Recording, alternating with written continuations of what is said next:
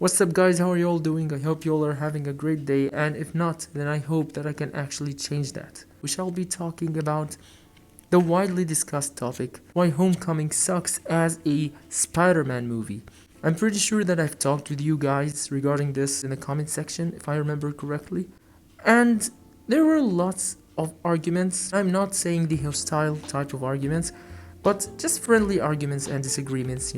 I think that Homecoming is not a good Spider-Man movie, okay? How dare you! So first off, what's my idea of a good Spider-Man movie? Well, we all know this. Like, I posted a meme regarding this before. This is it. This is my idea of a good movie or a Spider-Man movie. But maybe, just maybe, I need to give more details. I think a good Spider-Man movie needs to show us an insight into the character before gaining superpowers. So the way I see it is that they didn't show us this with Tom. They just showed us after Tom got superpowers, Peter just getting bitten by radioactive spider and then gaining these powers. It's like they were like, nah, forget it man, there's no need to include that. Let's just bring Peter after he got the powers. And this was one of the big problems in my opinion of why Homecoming was bad as an introduction to a new Spider-Man. When we look at Tobey, when you look at Andrew, they did show us how their lives and how they were before they got the powers. Both of them were nerds, both of them were bullied, and they did show us that. I thought that it just doesn't help you bond with Tom as a Spider-Man. Like, you don't go with him from zero to hero, you're already at the hero level.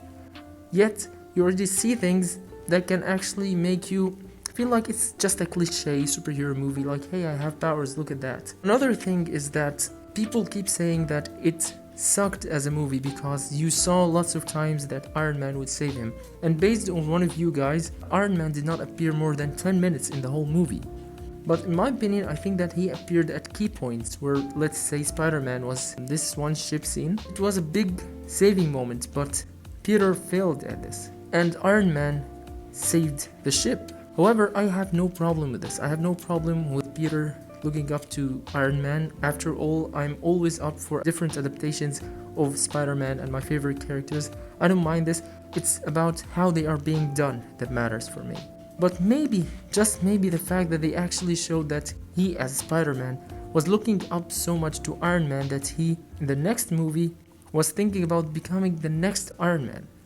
Maybe this was a bit obsessive. Another thing is, one of the things that I barely ever feel in a Spider-Man movie is boredom. Like, even the Amazing Spider-Man sequel, or these two movies, I didn't feel bored, to be honest with you. Like, maybe my taste is bad, I don't know, like, feel free to say that. But I did not feel bored. I felt so bored in Homecoming. Homecoming, I don't remember how long it was, I think it was 2 hours, right? I don't think that it was that fun. Basically what I'm saying is that you don't even see Tom struggle at all, or you don't really see that this sentence, with great power comes great responsibility, come at all in the first movie. There was no pressure, there was nothing pushing Tom to be a Spider-Man. Again, bad build-up. They didn't show us, they didn't get us to bond with a character or convince us why he's becoming Spider-Man. Like, if anything, Tom just became Spider-Man and a hero just for fun. Trust me, if you show the radioactive spider biting Peter every single time, you will still think it's cool and iconic, just like it's cool and iconic when we see Spider-Man's love interest falling to her death. I think Homecoming was mainly made just to induct Spider-Man officially as a standalone character into the MCU. I know he appeared in Civil War before, but I think the movie was mostly dependable on the fact that, yeah, people love Spider-Man. Like, the movie was not bad on its own. Like I said, they're milking the fact that, yeah, there are already Spider-Man fans, that they didn't even need to show you Peter when he was being bit by the radioactive spider. So if I'm seeing Spider-Man for the first time, I might like Spider-Man. I might be like, whoa, that's cool. But as a Spider-Man fan, as an actual Spider-Man fan, I didn't enjoy it. I would sleep and wake up the next day. I would remember what I've eaten when I was a 5-year-old at breakfast, and I wouldn't really remember the point of the movie itself. Maybe I'm being a little harsh, I'll admit this. Are there more thoughts from me? I don't know, maybe there are, but these are the ones that I have in mind right now. What do you guys think? No spoilers for No Way Home, but Tom's Spider-Man actually got to be relatable, and we got to like him a lot because of what happened in that movie. But in Homecoming and Far From Home, they didn't really get to show you much to actually like Tom Holland's Spider-Man as much as the other two. Please feel free to drop your comments down below. Thank you guys for watching, and yeah, have a great day everyone.